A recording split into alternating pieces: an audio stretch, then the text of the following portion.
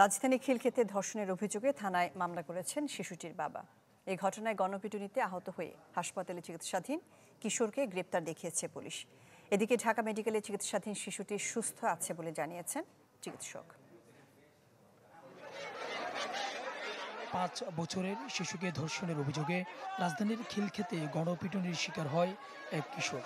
তাকে হেফাজতে নিতে গেলে হামলা হয় পুলিশের উপর। ঢাকা মেডিকেলে ভর্তি ওই কিশোরের দাবি, সে কোনো অন্যায় করেনি, কেবল সন্দেহের বশে মারধর করা হয়েছে তাকে।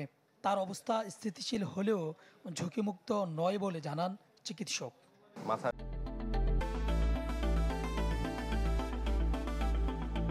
ব্রেনের ভিতরে কোনো রক্তক্ষরণ বা এই জাতীয় কিছু নাই।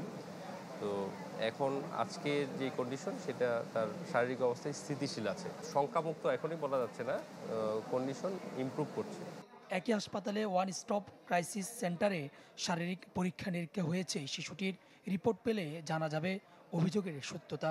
মেয়েটা সুস্থ আছে, আমাদের এখানে ফরেনসিক হবে, আমাদের এখানে ডিএনএ পরীক্ষা হবে, আমাদের এখানে এক্সরে, অনেকগুলো প্রসিডিউরের মাধ্যমে এটা কনফার্ম হয়। অবশ্যই আমরা ধারণা করছি সে ধর্ষণ হয়েছে, তা না হলে কেন আমরা এই মামলায় যাব? পুলিশ মামলা নিয়েছে, আমাদের কাছে এসেছে, আমরা কেন ভাববো যে তার ধর্ষণ হয় নাই?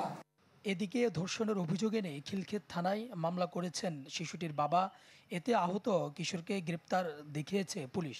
মামলা তো দুটা, ভিক্টিমের বাবা ধর্ষণ মামলা করছে একজনের বিরুদ্ধে, আর আমরা পুলিশ বা যে পুলিশ আসল কেস যেটা কাছ থেকে আসামি কিনে নিয়ে মারপিট করছে মামলায়, ভিক্টিমের বাবার মামলায় ওই ধর্ষক দেখানো হয়েছে।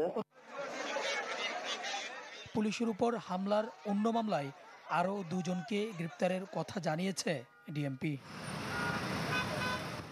সুলতান মাহমুদ আরিফ, চ্যানেল 24, ঢাকা।